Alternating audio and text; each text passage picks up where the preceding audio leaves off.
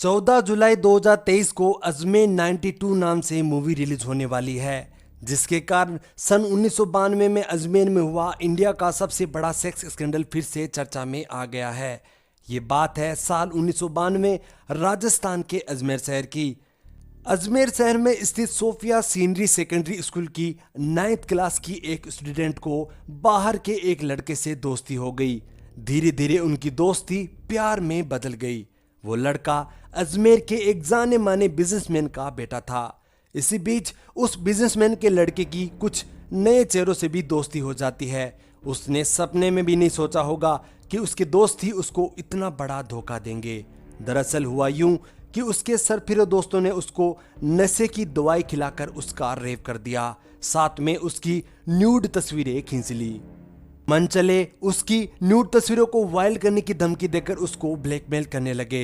इसी बीच उन्होंने बिजनेसमैन के लड़के को उसकी गर्लफ्रेंड को भी पोल्ट्री फार्म लाने के लिए दबाव बनाया।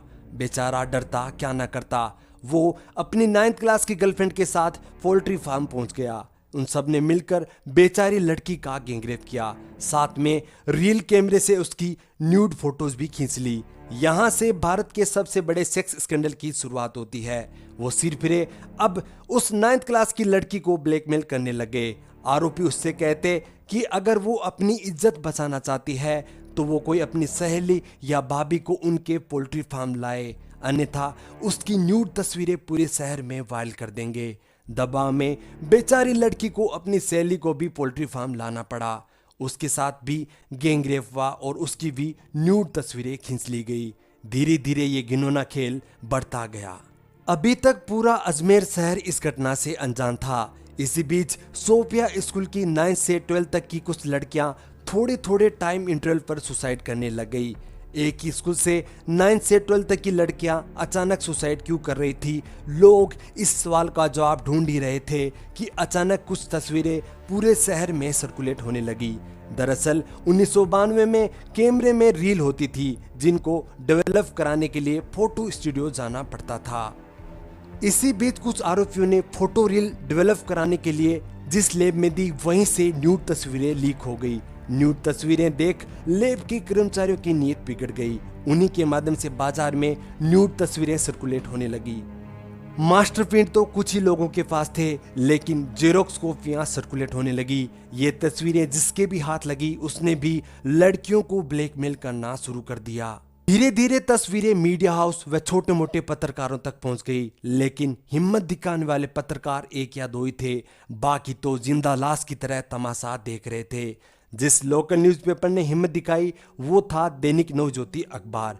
मई 1992 में नवज्योति के एडिटर दीनबंधु चौधरी ने लड़कियों के चेहरे ब्लर करके फ्रंट पेज पर छाप दिया।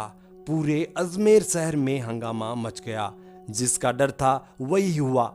अजमेर में वायलेंस की घटनाएं बढ़ने लगी। जब पुलिस ने तहकीकात की तो मुख्यतः 3 आरोपी सामने आए।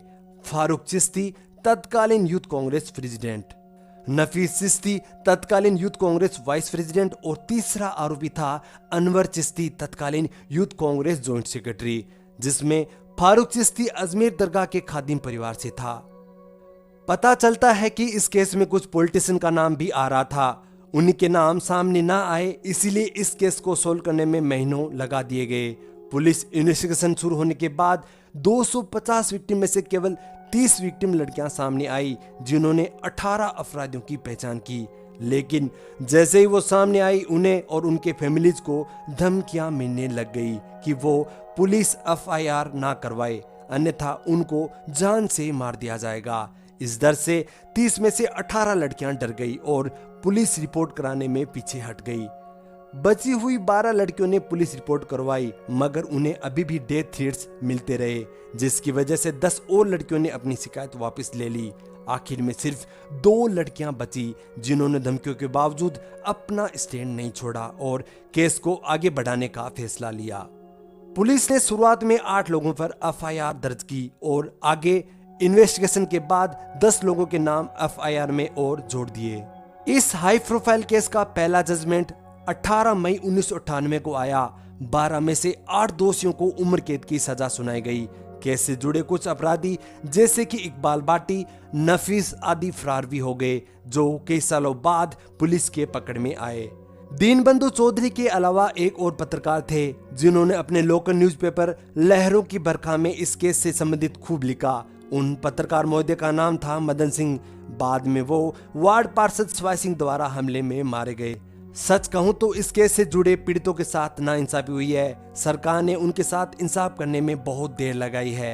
आज भी ये केस जब भी सामने आता है तो रूह कांपने लग जाती है।